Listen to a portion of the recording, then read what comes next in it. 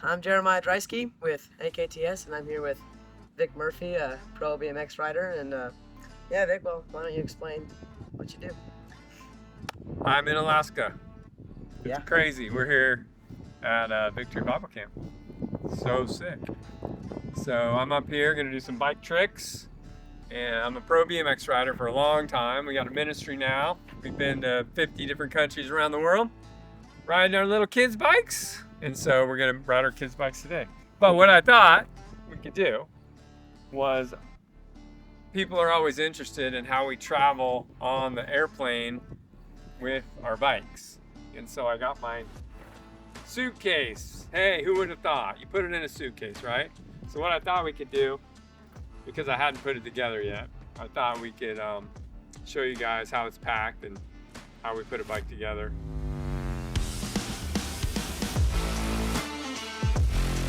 First, you open the back. Here are the wheels. So, get the wheels off. You gotta have your helmet, kids, because if you don't wear a helmet, you knock your brain out, you can't think. Your seat, because you want to sit on it. See what I got? I got some pegs and pedals. You got your forks. And so, I run front brakes. Like if I'm just riding for fun at home or something, I usually don't ride front brakes, but when we're doing demos and shows, it's good to have front brakes just to have more options for tricks, because the more brakes, the more fun. That's always the hardest part. Just getting that. It's nice with some gravel. There's a moose right over there too. Actually, I am the worst bike mechanic. Like I said, this is the hardest part. Putting your thingamajigger right here, stem, on the bike. To me, that's the hardest part. Putting a bike together. A lot of dudes that run BMX now, they don't ride front brakes. Most of them don't ride any brakes. So, if you don't ride brakes, you can travel with your bike and you can put it together in no time. Basically, we probably have like 6 to 10 guys that we pick from. We got some guys overseas. I have a couple main guys that are always working with me. We need more. So hey, if you're riding for Jesus, give me a call. If you're riding for Jesus, or you want to ride for Jesus. You know, I've been in pro BMX and I have a company called Dirt Bros. And then it's been 20 years now. We've been doing it for ministry. And like I said, we've been to 50 different countries. Some of those countries 5 times. So probably 100 international trips and just all over the States. We're in Alaska right now. Yeah. And then September, we're in Zimbabwe. And I never would have thought that I'd still be, riding, and especially riding for Jesus. And I got rid of our apartment we were in and everything and just went on the road to do NASCAR events. And it was fun.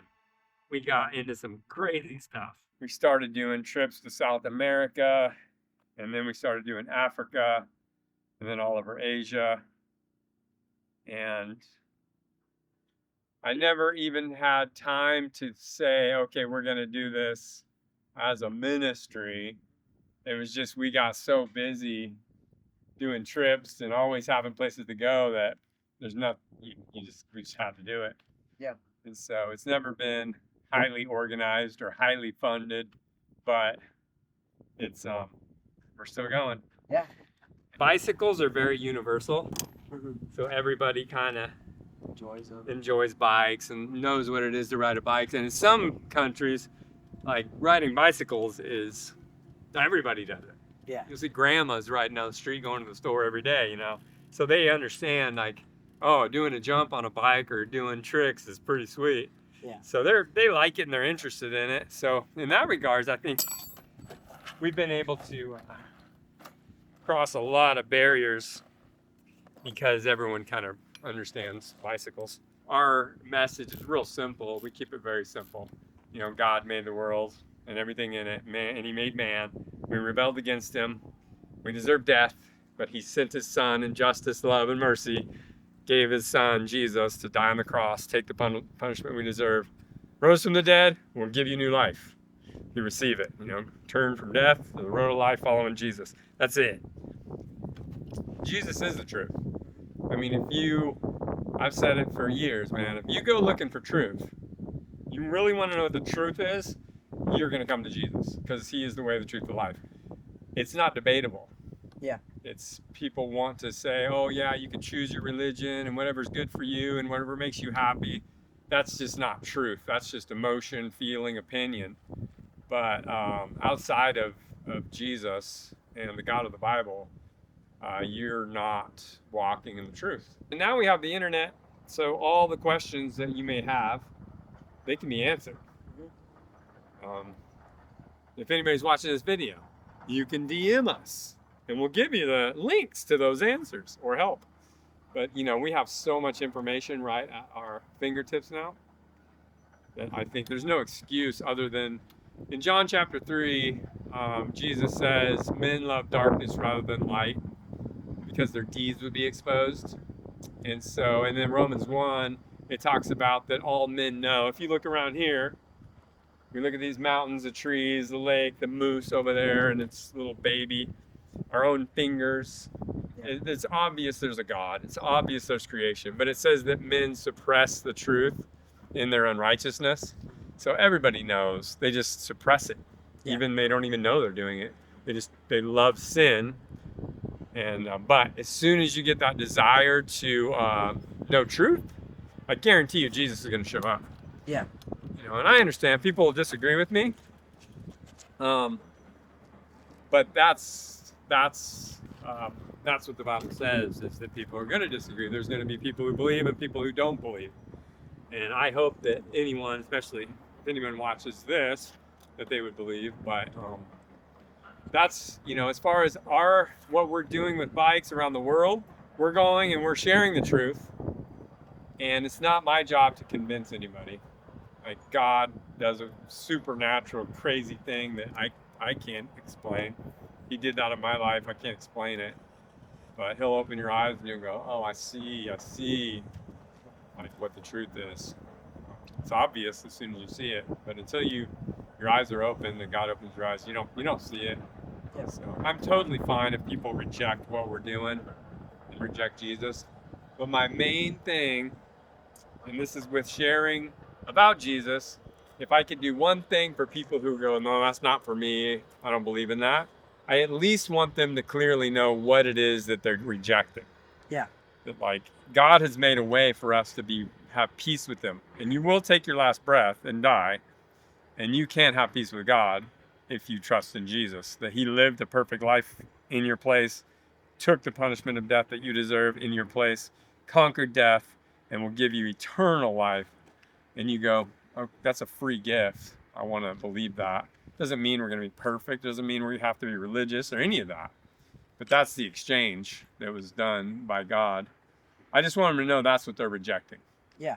Not join my church, join my weird religious thing, it's not. I just want them to know what I'm giving you is what God gave us, is Jesus and the price he paid for you. So if you understand that, I'm totally cool with you rejecting it. But if you don't understand that and you think it's about some churchy thing or some, Christian hypocrite thing, then I don't like that. I want people to know what they're rejecting. Yeah. Even outside of bicycle ministry, just being in, doing stuff at church and just doing different things as a Christian. I would just say, I wish I wouldn't have taken myself so seriously, Yeah. and just trusted the Lord more. I've worried. I think we all do. That's why Jesus said, do not worry about tomorrow. Like, he said that because we worry and go, oh, what's going to happen tomorrow? And then here we still are every time. Yeah. I just wish I wouldn't have taken myself so seriously and would have loved people better. I think everyone's going to say that. Yeah. Pray more, love people better. Don't take yourself so seriously. Most rewarding part, hands down, is the relationships with people. Just meeting you guys. Always meeting new people. Hearing the stories of what God has done.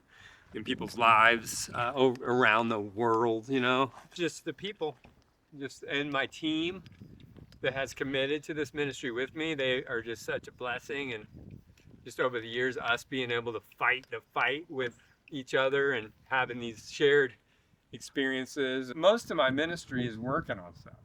They're keeping the truck running and loading the trailer and fixing the spring and new brakes, and the electrical went out, getting to the place. Like most of the time, that's what we're doing. We're just moving stuff around. Yeah. Like my bag, you know, and packing your bike, going to the airport, flying around the world. So, yeah. So most of the time we're just doing that kind of stuff. It's not like we're not doing ministry or talking to people or whatever, like that kind of thing. But it's just cool to see God continue to open doors when sometimes I'll be sitting around going, what am I doing?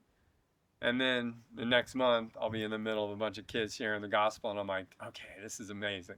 Yeah. You have to do the work. So a lot of people, they want to just be in the glory and be in the fun stuff, but they don't want to do work. And that's, you know, like how camp is. It's a lot of work. Yeah. A lot of dishes, a lot of garbage. Yep. In order to get the kids to sit there and hear the gospel, it takes a lot of work. And so just remembering how much money and how much work it takes to get to those one spots that we're shooting for. Yeah. It's hard, but it's cool to watch God continue. You have to be pretty dumb to be a BMX rider. Sorry, guys. But I feel like that. It's a lot. It's painful, and it's just a lot of work. It's like really good for ADD kind of situation, I think. I'm kind of ADD. Like, let's do this, let's do this. So riding a bicycle, BMX bikes are fun because you can do something all the time different. Let's jump. Let's hop. Let's do this. Let's ride here. But it's just painful. I mean, you're always getting hurt. Mm-hmm. My wife is obviously my partner. Mm-hmm. Biggest support. Without her, she'll get discouraged because she doesn't get to go out and see some of the stuff. Yeah. But without her, I wouldn't be here, you know? So she has 3 kids to raise, and just her own ministry of not only evangelism, but just encouraging her friends and people she comes into contact with. So that's not very hard pumped up, but I'm going to leave it at that. So there she is. Ta-da! That took way longer because I was talking, but you can probably do that in 5 minutes. So there she is, comes out of this little bag, and then we ride. So yeah, that's as far as family goes. It's critical, and you're trying to be an example to your family and your kids and what it means to trust the Lord and then see what God does in their life. Mm-hmm. And then my wife, obviously she's not riding a BMX bike. She's too smart. So just having her support over 20 plus years it's impossible without it. So it's critical. Yeah. But as far as they don't go with me a lot. They have a few times, but overseas it's just too much work. It's not really, it costs a lot of money to go overseas. It's not really worth it. And they don't really have a big interest to be on a plane for 30 hours and all that. So we'll see as time goes on if my son's interested or not. Yeah. So where did you learn how to do all the tricks? BMX is freestyle. First off, BMX stands for bicycle motocross, which is the dumbest name. We have no motor. So it's like, why do they call it that? But it's freestyle is what I do. So it's not racing. It's just basically doing tricks. And so there's no rules to it.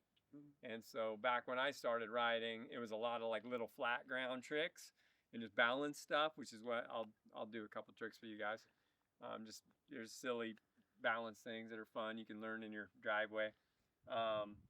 But there's no rules, so anybody can do it, and it doesn't take long. If you get a good BMX bike and you start just learning some balance, especially with peg tricks, like you can learn fast. So go out, get a BMX bike, learn some tricks, join the stunt dudes. We need riders. Let's go. Do it. All right. We're in the prison. I did this trick, and all the prisoners started yelling, "Porta potty!" So it's called the porta potty. Here we go. You'll see why. You will see why. Porta potty right here. PTSD for everybody. How do you get out of this? That's the one thing I don't know. You can get out of that, but it's too boring. It's college, just a couple little ones here. It's a lawnmower. Woo! See, nice and easy. Anybody can do that. It's called the pogo.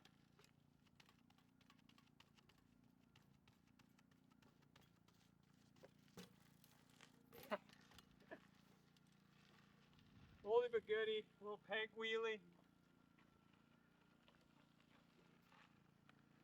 This is straight out of the bag, guys. Come on. Straight out of the bag.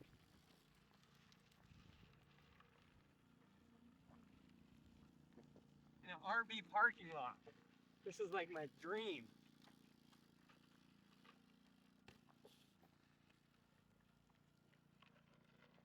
Oldie but goodie.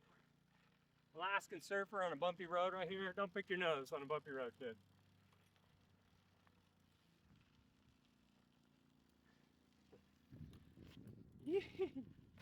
Oh. Oh. I don't know what else. Do a little action like that. Oh, here's one for you. Riding backwards.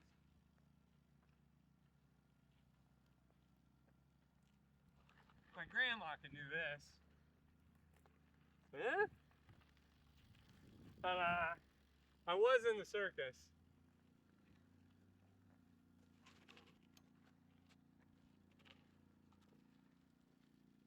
All right. Let's jump over you. Yeah, we're gonna get a victim in here. Lay down. Let me jump over you and hope it works. Okay. You've done this before, right? No. No. Do not try this at home. Do not try this at home without a video camera. And you're sure about this? No. No? Unbelievable. Now you can see why I'm a pro. Crazy. That was awesome. All right, we got Caleb's SUV. Let's go see if we can jump that thing. Yeah, let's send it, dude. Thank you guys, see ya.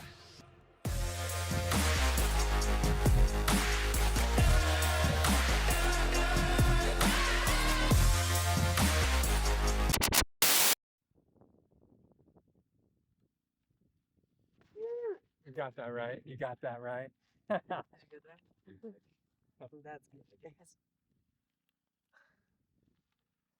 Yeah, that made the cut. You made the cut. Flipper him. Woo!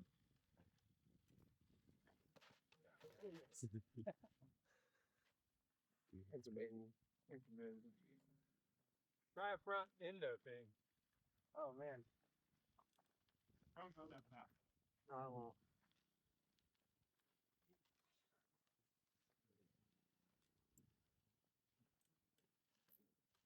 Get off it a little bit.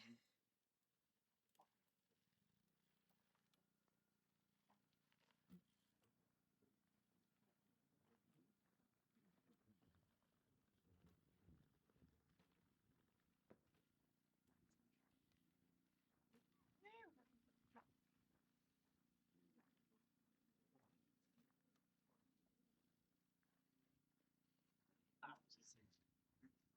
It's fine. I should get one.